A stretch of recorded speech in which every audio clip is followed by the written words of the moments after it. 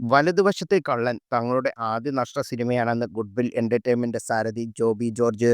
Goodwill വിതരണം ചെയ്ത സിനിമയാണെന്നും 16 കോടി രൂപ ചെലവാക്കിയാണ് പടം തിയേറ്ററിൽ എത്തിയതെന്നും ജോബി പറഞ്ഞു. പൈസ വാങ്ങുന്ന നായകന്മാർ പ്രൊമോഷന് വരണമെന്നും അല്ലെങ്കിൽ പൈസ വാങ്ങരുതെന്നും ജോബി ജോർജ് വ്യക്തമാക്കി. വലതുവശത്തെ കള്ളൻ ഗുഡ്വില്ലിന്റെ ആദ്യ നഷ്ട സിനിമയാണ്. പക്ഷേ അത് ഗുഡ്വിൽ എന്റർടൈൻമെന്റ് സ്വന്തം പടമല്ല. ഞങ്ങൾ ഡിസ്ട്രിബ്യൂട്ട് ചെയ്ത പടമാണ്. അല്ലെങ്കിൽ ഗുഡ്വിൽ എന്ന പ്രസ്ഥാനം ഒരാളെ സഹായിക്കാൻ പോയതാണ്.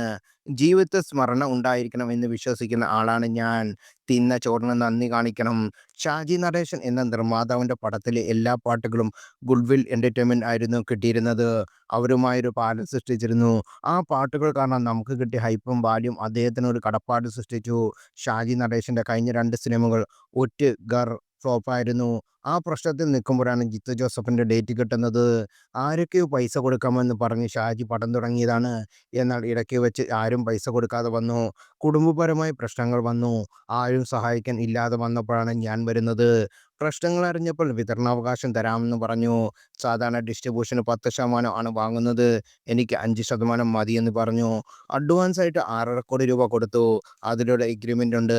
ഷാജി നടേശൻ എനിക്ക് പണം തരാതെ വേറൊരു പടം ചെയ്യാൻ പാടില്ലെന്ന് എഗ്രിമെന്റ്. ഇനിയും പുള്ളിയെ സഹായിക്കാൻ ഞാൻ തയ്യാറാണ്. ആ പൈസ തികയാതെ വന്നപ്പോൾ വീണ്ടും പൈസ കൊടുത്തു. അങ്ങനെ വലതുവശത്തെ കള്ളൻ തിയേറ്ററിൽ എത്തുന്നതിന് 16 കോടി രൂപയാണ് ചെലവാക്കിയത്. എന്തുകൊണ്ടോ സിനിമ ഓടിയില്ല. ബി ഉണ്ണികൃഷ്ണൻ പറഞ്ഞു. ബിജു മേനോൻ പ്രൊമോഷനും വന്നില്ല, അത് സത്യമാണ്. പിറ്റേ ദിവസം അസോസിയേറ്റഡ് ഒരു തീരുമാനം വന്നപ്പോൾ വട്ടമേശ സമ്മേളനം നടത്തിയാൽ സിനിമ വിജയിക്കില്ലെന്ന് ഷാജി അങ്ങോട്ട് പോയി അഭിമുഖം കൊടുത്തു.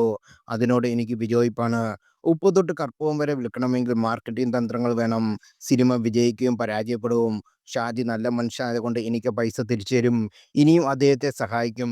പൈസ വാങ്ങുന്ന നായകന്മാർ പ്രൊമോഷൻ നൽകണം, അല്ലെങ്കിൽ പൈസ വാങ്ങരുത്.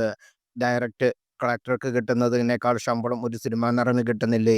അപ്പോൾ അതിന്റെ കൂറ് കാണിക്കണ്ടേ? സിനിമ ഒരു വ്യവസായമാണ്. എല്ലാവർക്കും അതിനോടൊപ്പം നിൽക്കണം.